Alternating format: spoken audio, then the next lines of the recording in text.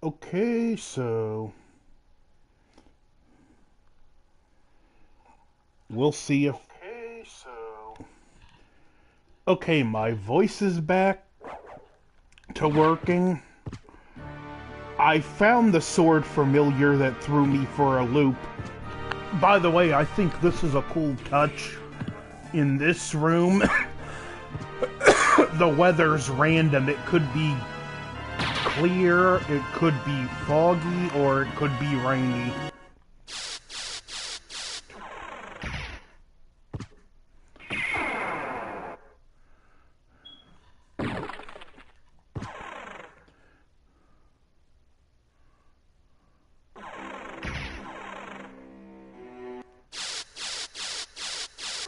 Wrong room there.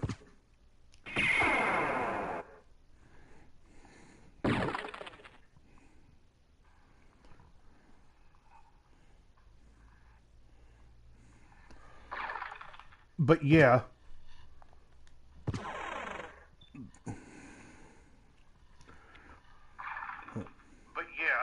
Listen, finding the sword familiar was actually easier than I thought. I'm kind of embarrassed I missed it.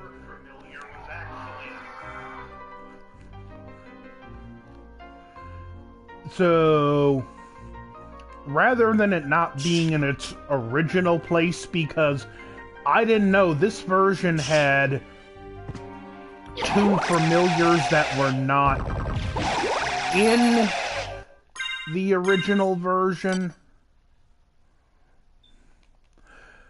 Well, let me scratch it. They weren't in the original American version. They were in the Japanese version. In the alternate fairy is where the sword familiar used to be, so what we do is go here,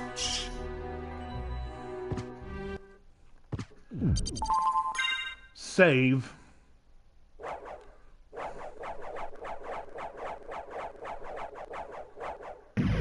this way I'm just earmarked here.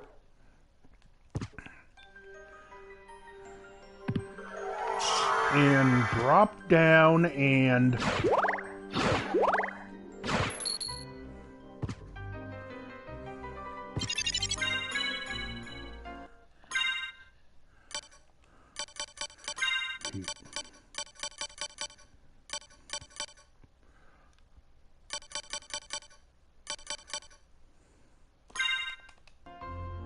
there we have the sword familiar, which is the weapon Alucard used in the anime. And as it levels up, it'll change form.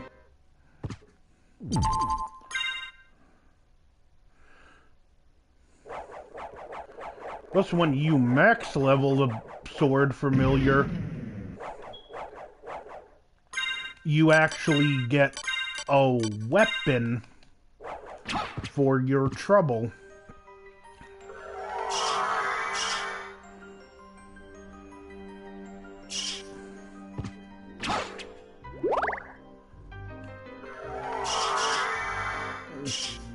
And look, for my overall money, the sword familiar is actually the best familiar to use in the game, other than the few points where you, like, have to use the demon to advance. Well, goblin now, I believe, but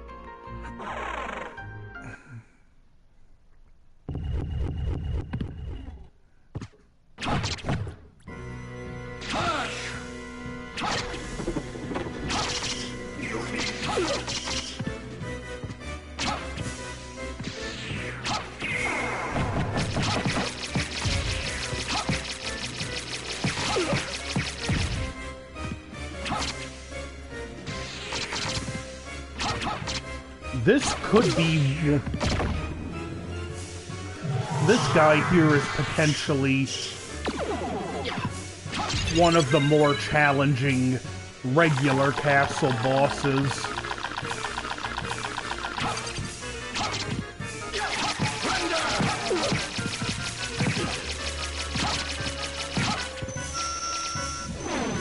especially his Godzilla breath.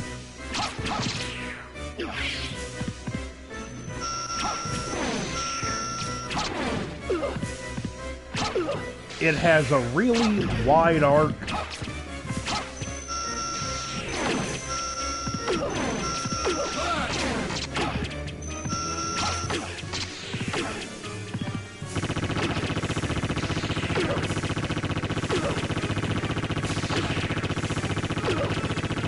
And like, he's basically got me stun locked.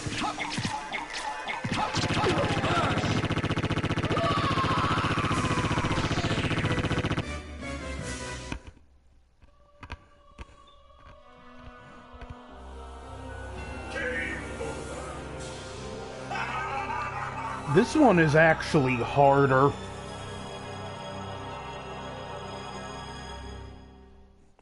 Look, I have never actually died to this boss before.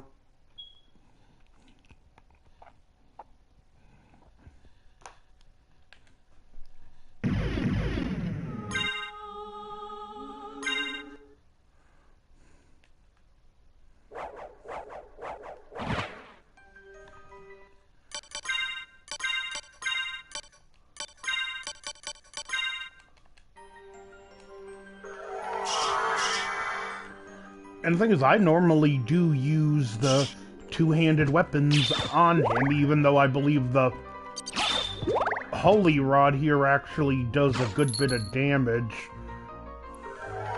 I don't want to think of what the Cerberus is going to be like in this one.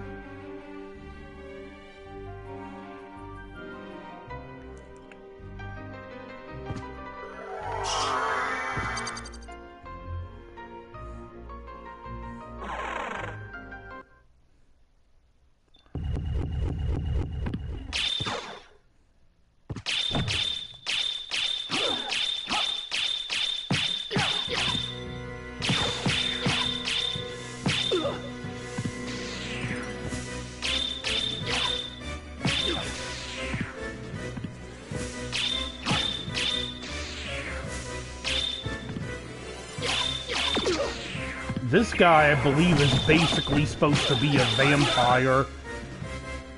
Whether he's a servant of Dracula or just a squatter is not clear.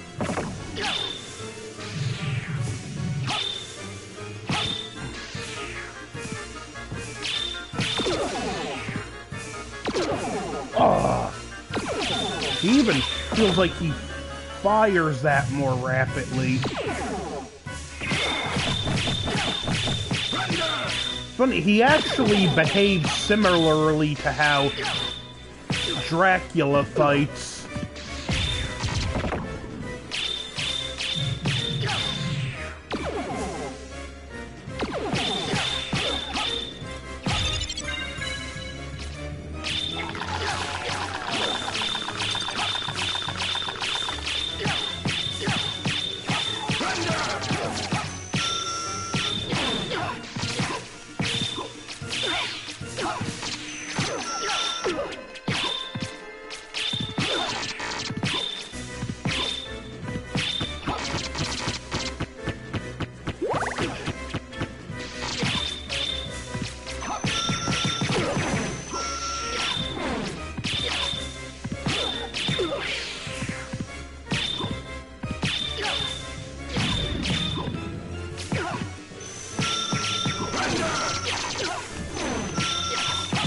Come on, Soul Steel!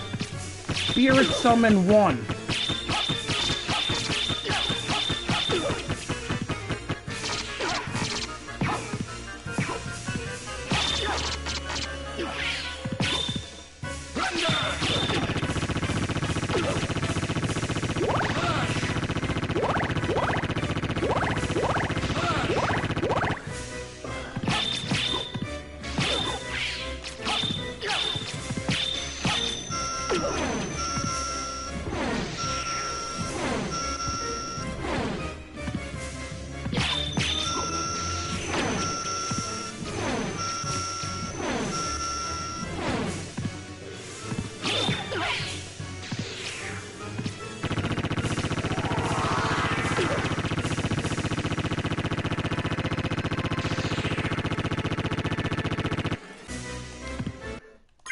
what? Hold on.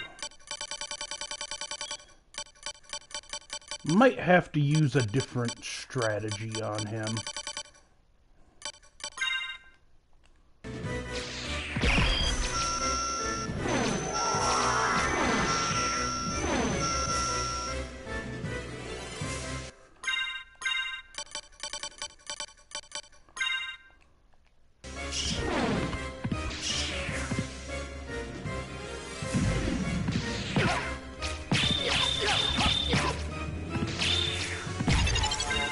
Got him.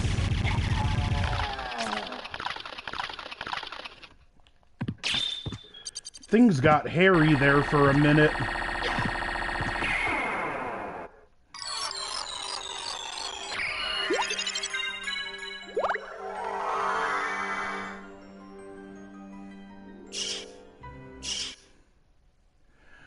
That's the little bit of a delay I was talking about earlier. It seems to happen in this port of it. I've never encountered that in the other port I've played, or in the original.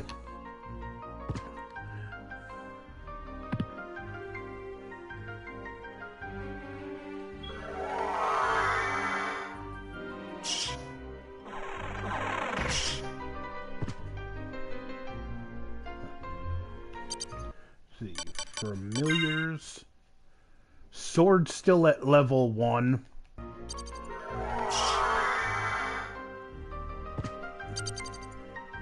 Eventually it'll... Listen, it's nice when it gets max level, and I think it's cool that the sword actually takes on different forms. Would that boss fight have been just a little easier if I remembered the book?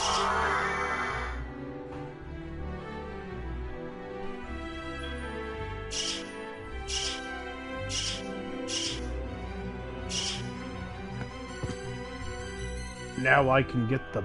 Well, I could have gotten it earlier, but now to get the bat fire.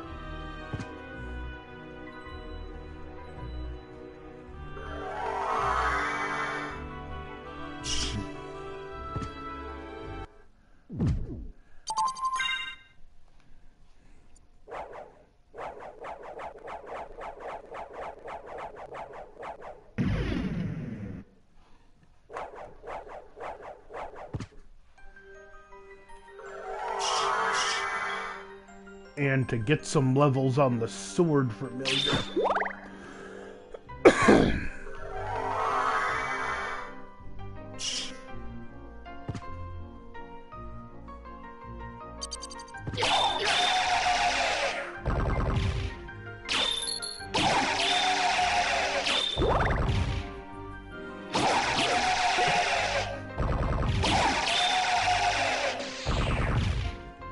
By the way, nice little pro tip if you're playing this game, since this isn't a complete playthrough and I've actually started the game before streaming. Where is it?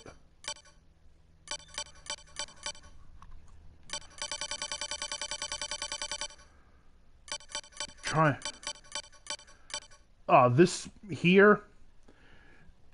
When you fight the doppelganger boss fight earlier in the game, go into it with that weapon equipped in a stopwatch. Activate the stopwatch. Hey Chad, found the sword familiar, as you can see. Saying, activate the stopwatch, free the familiar in his place, the boss in his place, and then you can pretty much just go to town wailing on him with the knife, and you'll actually be able to kill him so fast that he'll be dead before the stopwatch runs out.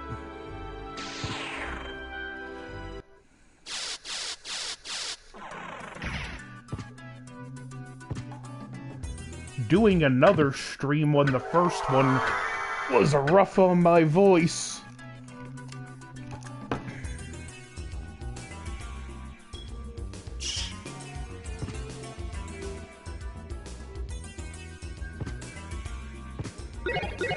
Ocean Hammer and Life Apple?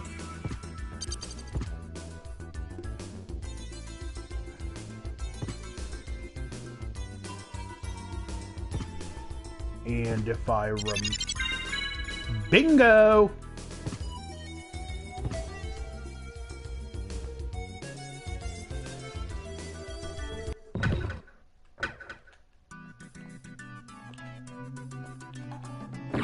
You can hit some ridiculous heights with those boots.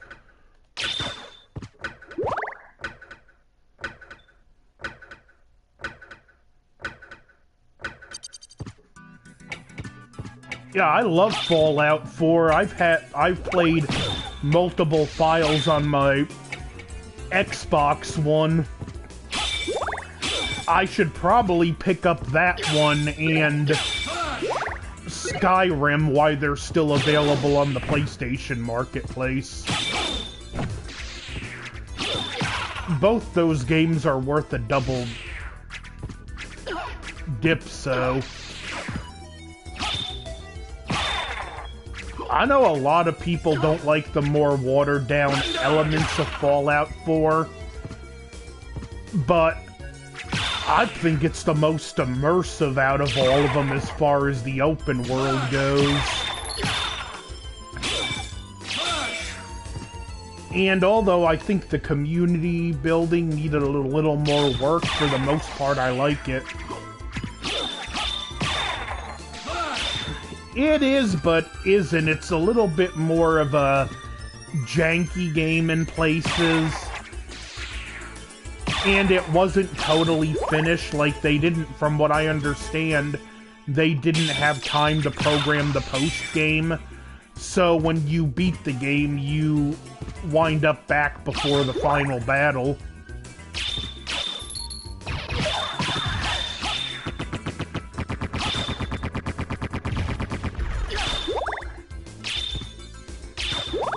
Especially playing with the mod room, Fallout 4 can be a lot of fun because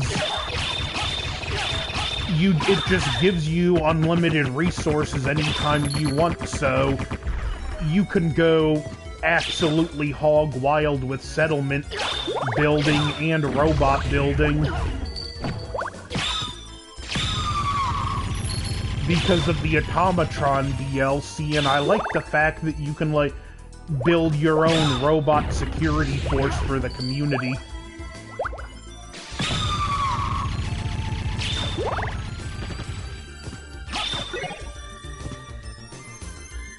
New Vegas, believe it or not, it can actually be beneficial in the beginning to, like, put most, if not all, of your initial stats into intelligence, because you learn quicker.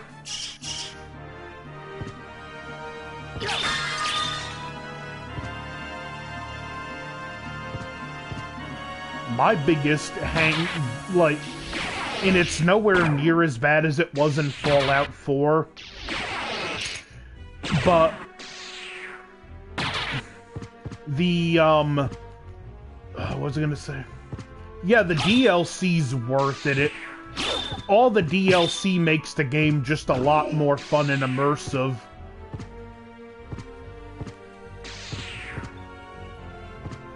And yeah, for that price, I'd go ahead and jump on it.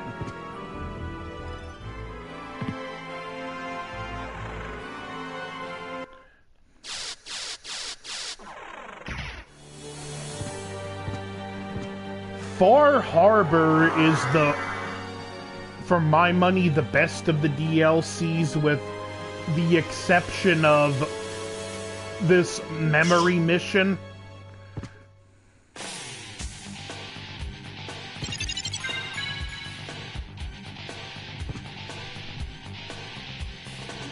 But other than that, it's pretty good.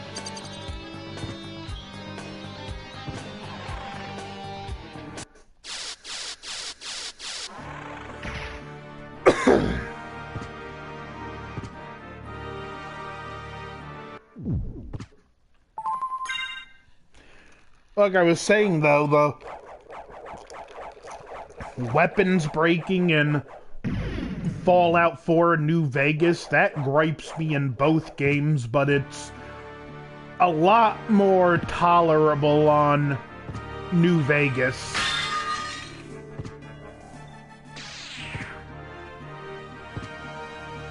But I do recommend with Fallout 4, go to the Creation Club and hope it's free, or if not, just drop the few dollars to have it. Go ahead and get yourself the...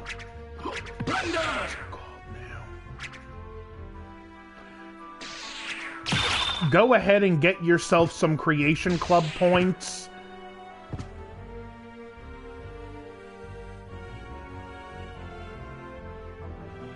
Think of Sellout Carpenter saying the gods... Yeah, I've read that. All of... Yeah, if he's gonna defend Halloween Ends and say it has merit, he doesn't need to be complaining about the modern Godzilla films.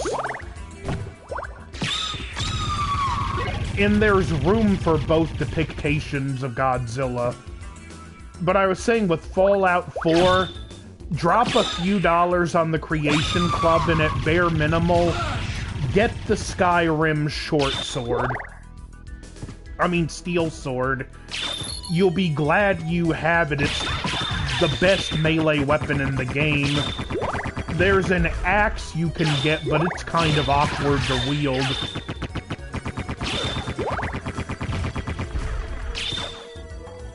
And never sleep on the Creation Club with Fallout 4 because there's stuff that pops up for free all the time.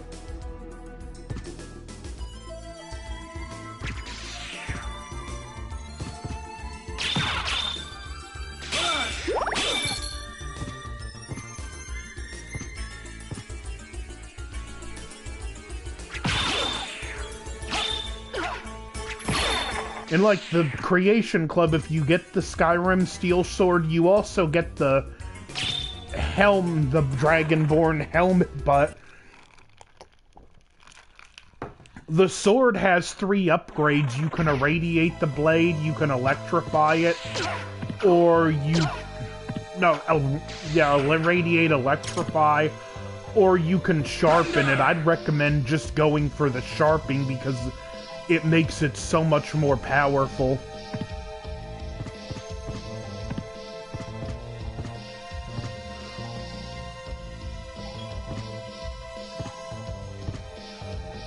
And even if you don't have, per se, a melee-centric character, it's in your benefit to have a melee weapon for backup.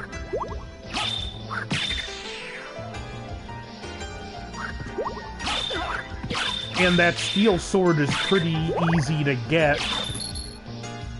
There's even a tutorial you can look up on tutorials on YouTube, and if you know the location, you can actually bypass half the quest to get it.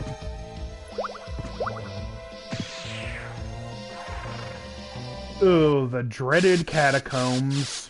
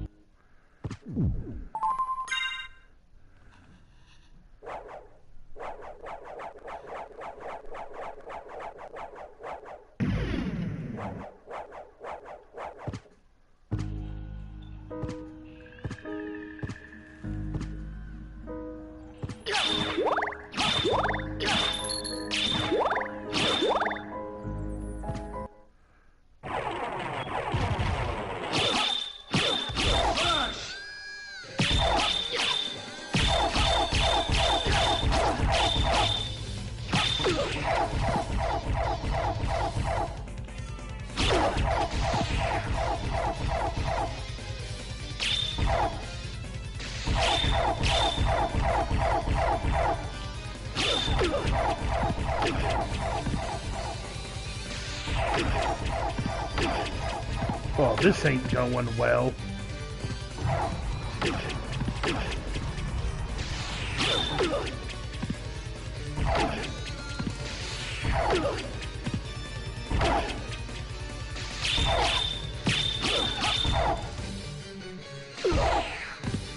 Just kill me, Cerberus, so I can start again.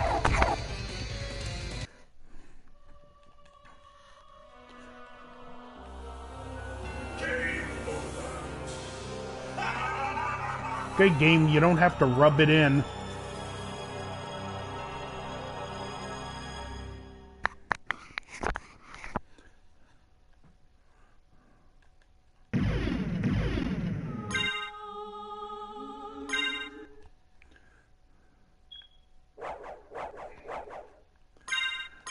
I'm curious, when Bethesda releases Starfield, they said it's gonna have over 1,000 worlds. How much memory is that game gonna take up? Because as much as I want to play it, if it takes up my entire hard drive, no dice.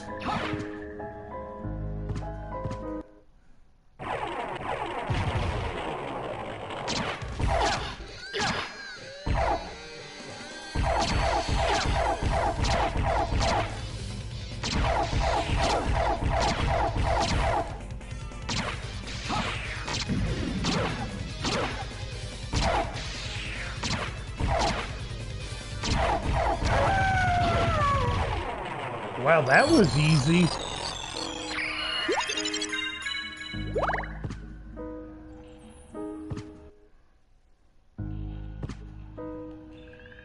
That there, I need the Goblin Familiar.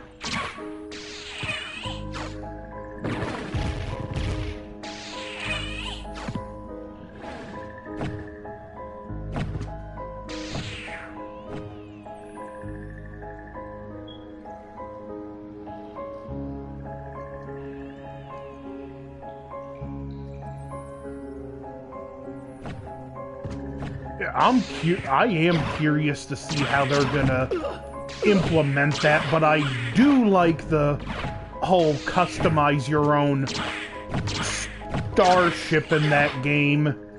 You know there's gonna be a bunch of people that are gonna have ships from other, at least as close as possible, from other franchises, so we're gonna see some form of the Enterprise, we're gonna see Millennium Falcons, probably Normandy from Mass Effect.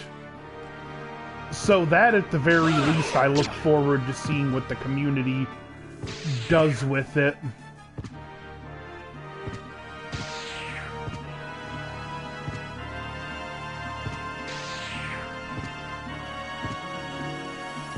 I imagine the way it is gonna work is most of the worlds are just gonna have enemies and whatnot on them, and each sector is gonna have one planet that's gonna be the major commerce hub,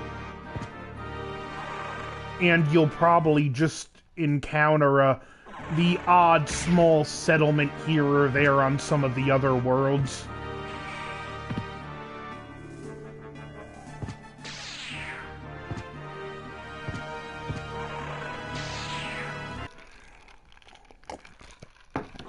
It's definitely their most ambitious game to date, which makes me glad it got delayed.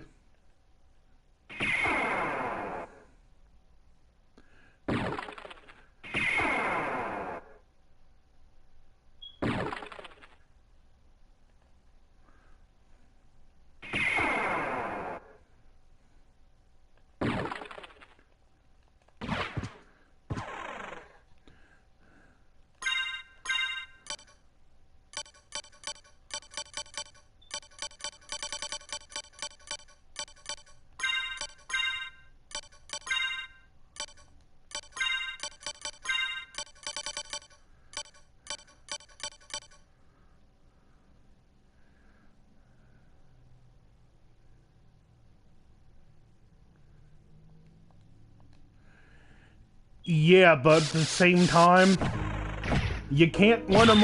You're not going to hit them out of the park every time. It's kind of ironic because Microsoft did the opposite with Spider-Man. They wanted to make, the company wanted to make that a Xbox exclusive, and they turned it down, so they went to Sony. Sony said yes, and Sony owns the company now.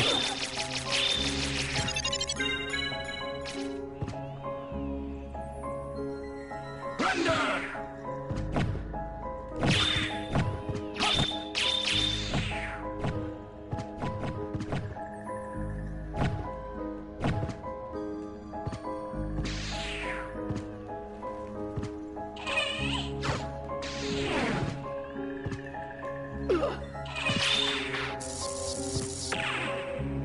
I'm actually glad they did deny it either way, because I'm loving the 4, but because I have the Series X, I get a chance to play it. Familiar.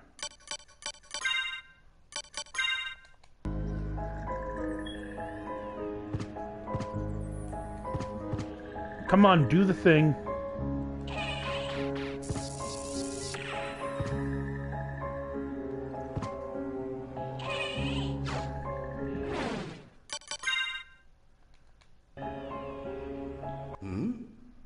There's a switch.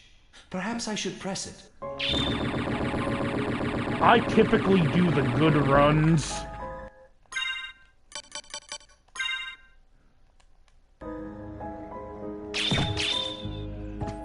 I don't like that delivery there either. He's got a more comical voice in the original. Hey, a switch! Why don't I press it and see?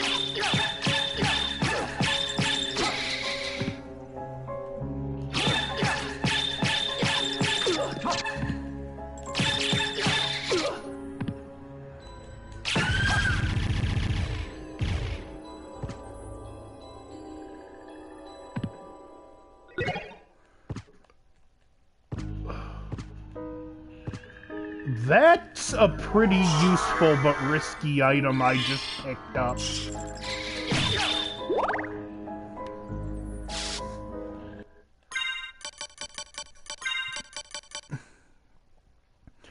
As you can see, it boosts my attack through the roof, but it drops my health to 0. Don't use it unless you're really confident in your skill, or you're using a desperation attack.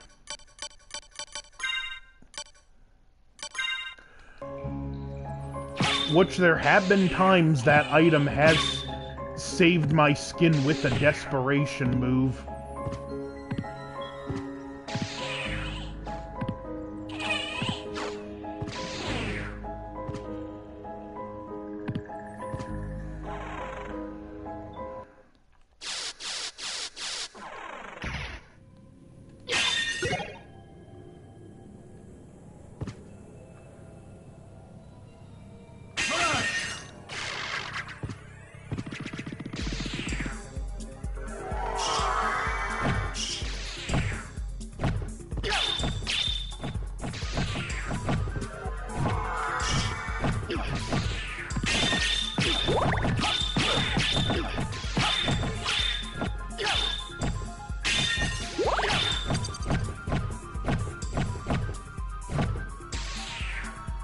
Really, I should have come here when I had the upgraded mist.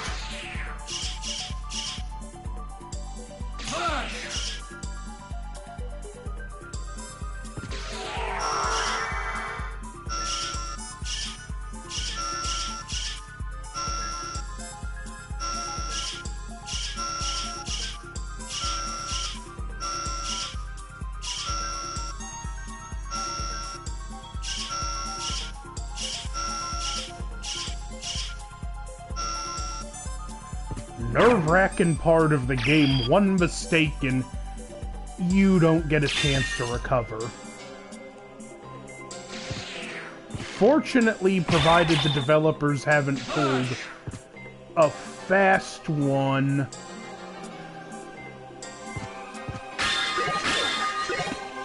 Left 4 Dead 2 still worth buying. It's on sale. I've never played Left 4 Dead 2, but you know what? For $1, what do you got to lose?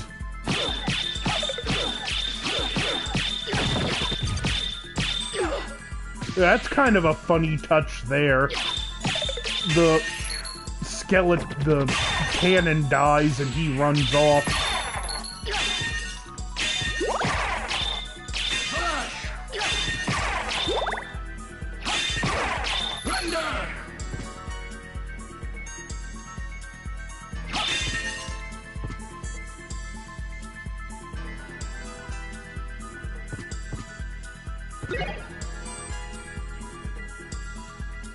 The Warhammer game I'm actually waiting on to come out. Darktide is actually a Left 4 Dead style game from what I understand.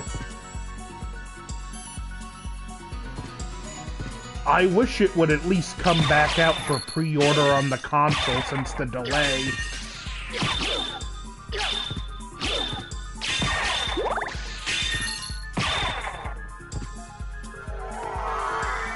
I want to know when the Doom style one is coming out. That looks like it's going to be a lot of fun.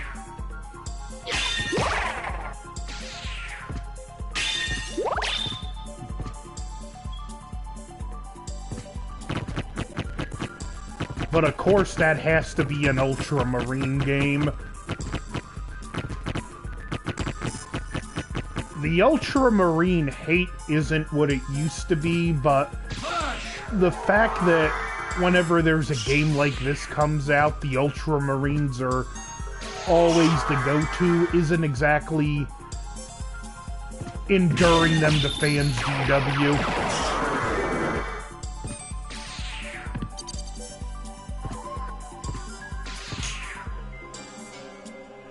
Hey, Angela!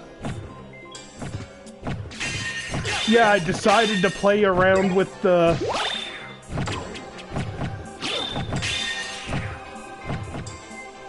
streaming feature a little.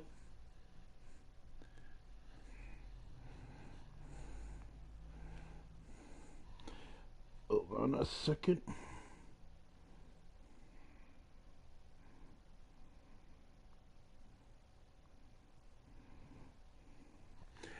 There you go. You two should be modded now. Use the power of the wrench wisely. The third graphics are...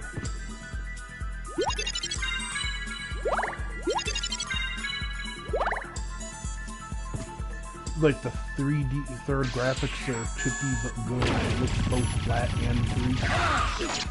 Yeah, they kind of mixed a little bit of polygon with pixel with this.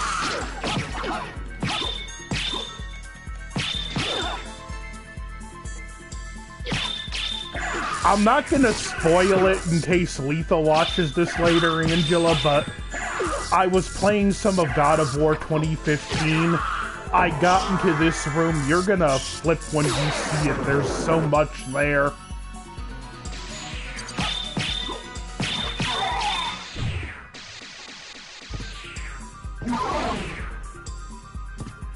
Ugh.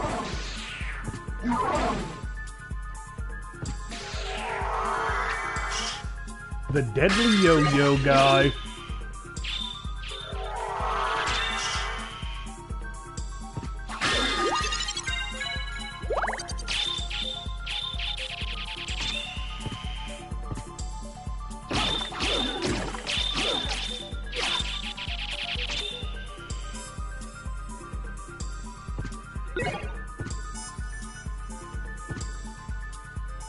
Yeah, I think we're gonna find out something like that, too.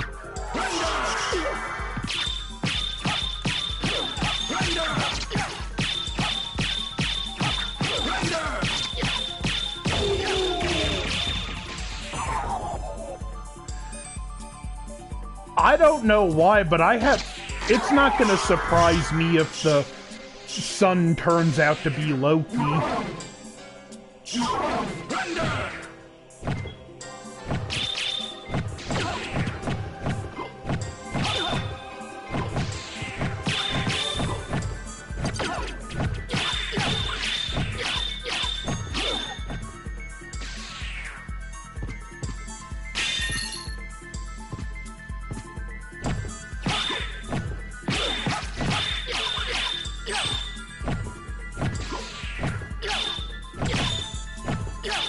I wonder if we're gonna meet Odin's other wife in the second in Ragnarok.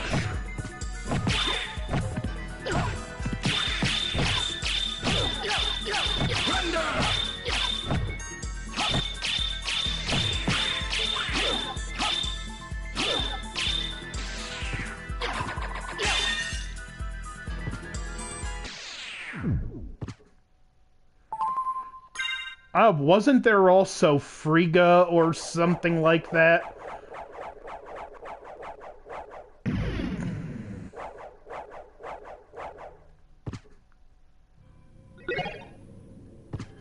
Walk armor, not the best item now, but it will be later on. The more of the map you uncover, the better the defense.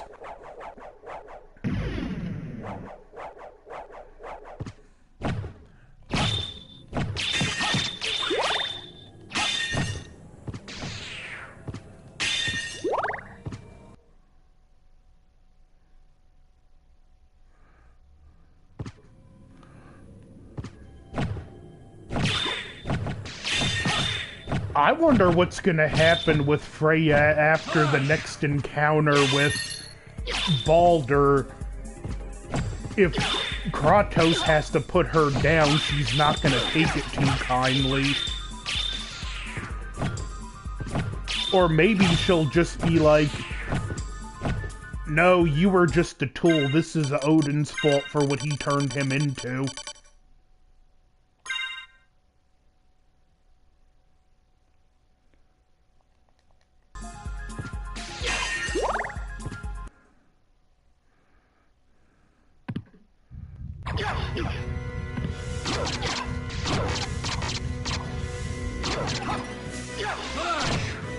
This thing isn't too hard here,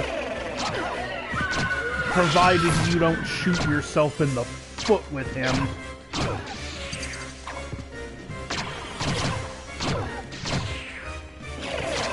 And eventually I'm gonna have to turn off the sword familiar because he can shoot me in the foot himself.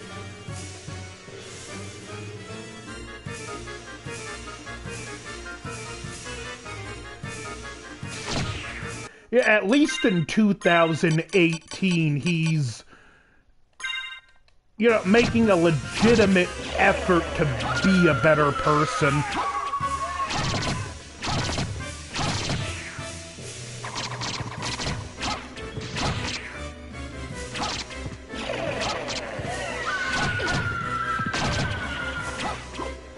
I do like some of the scenes where he's, like, trying to teach his son, where he's talking to his son about anger, and you can kind of see the regret in his eyes.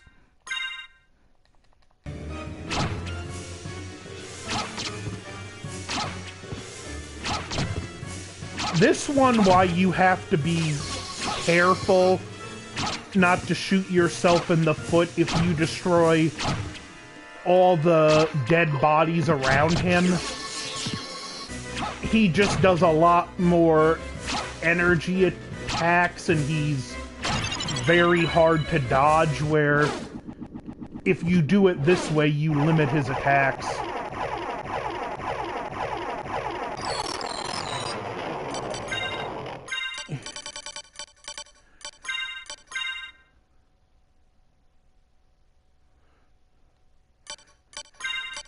I heard the PSP one had a good story. Angela's big into mythology, Chad, so she's not been the biggest fan of the games because of how they've changed Kratos' mythology.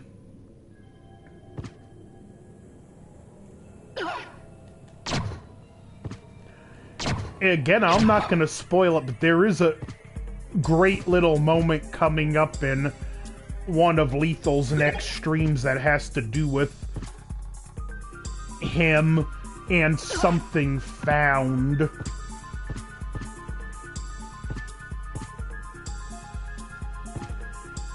These platforms would have been useful during the boss fight.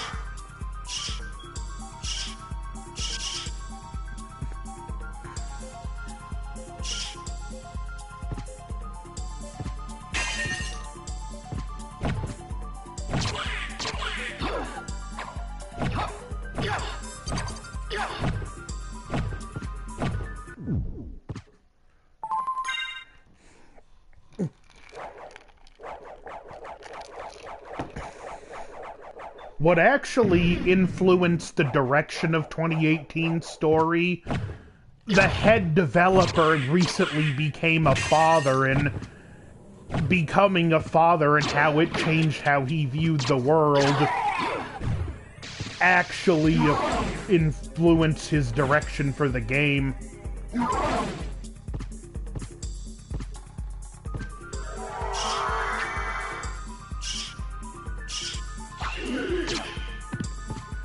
But I actually slowed down on playing the game because I want to give Lethal a chance to catch up, and I don't want to just be too far ahead of where he is and knowing too much.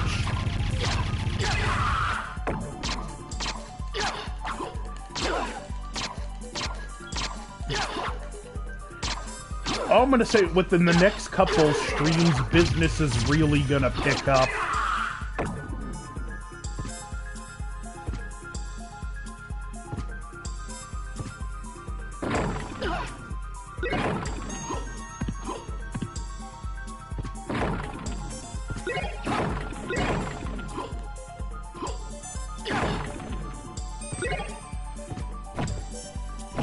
This I can say without going into spoil. I managed to find Fafnir's whetstone.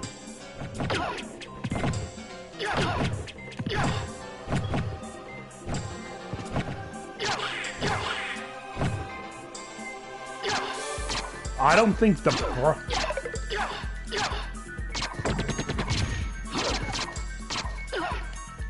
I've seen some YouTubers criticizing it that the head writer, like, he lost his mind.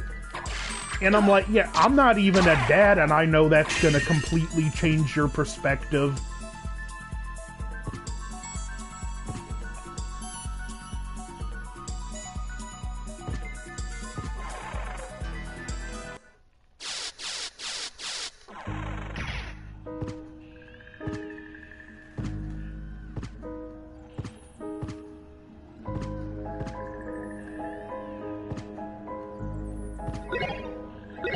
Yeah, I think so.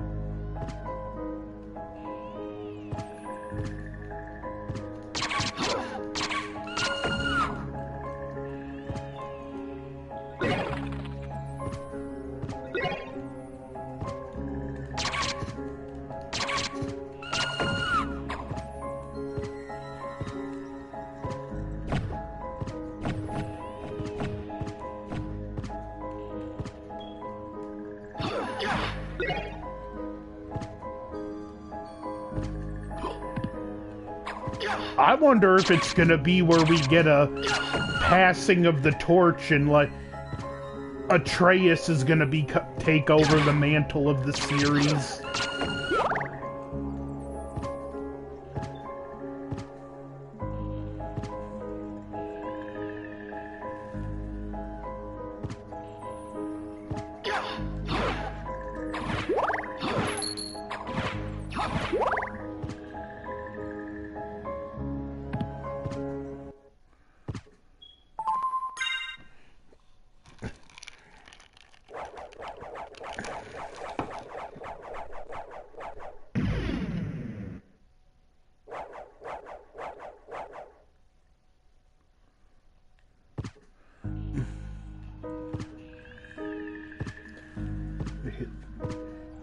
He's so blanched.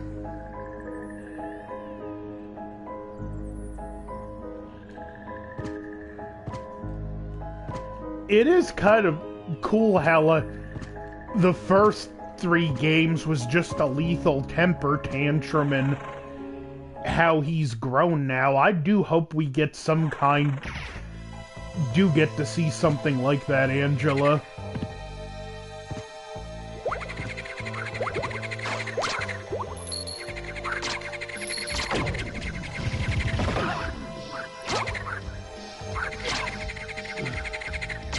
Dude, streaming is harder on the voice than you would think.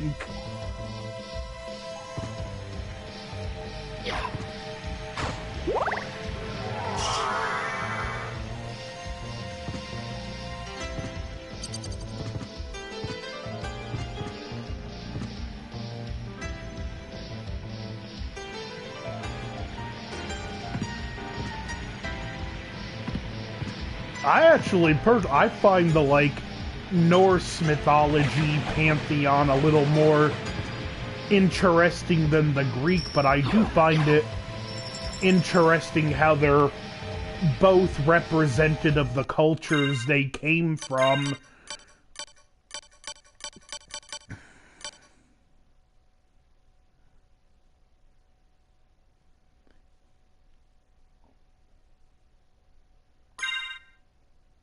I love the...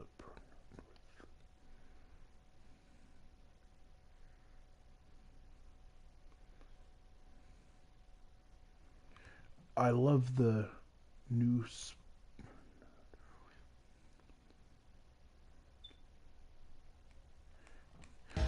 Then I just...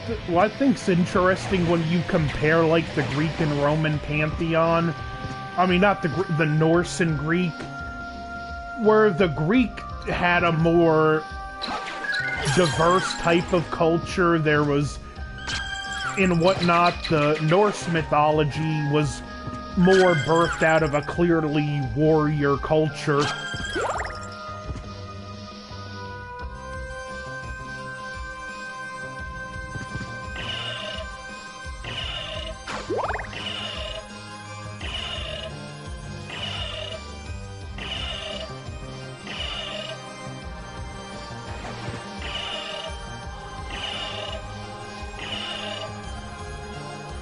You know, I think it would be cool to, like, have a chess set that's actually the Norse and Greek gods.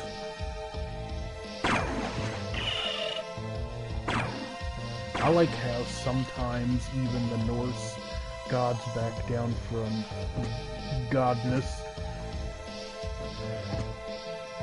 Yeah, wasn't Odin, like, known for just traveling amongst people?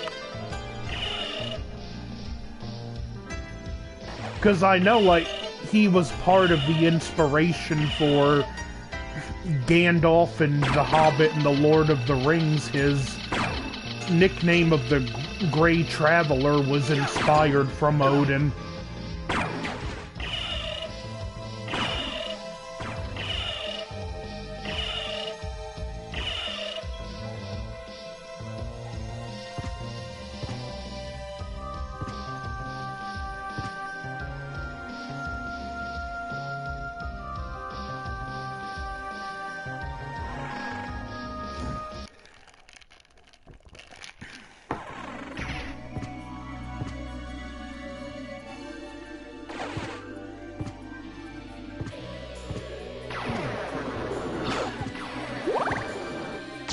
Which the Lord of the Rings and the Hobbit were actually born of the fact that Tolkien was saddened by England not really having their own mythology.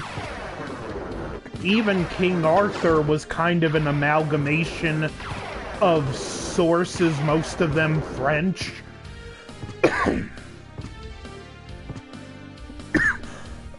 So when he wrote The Hobbit and Lord of the Rings, he basically set out to create England's own mythology.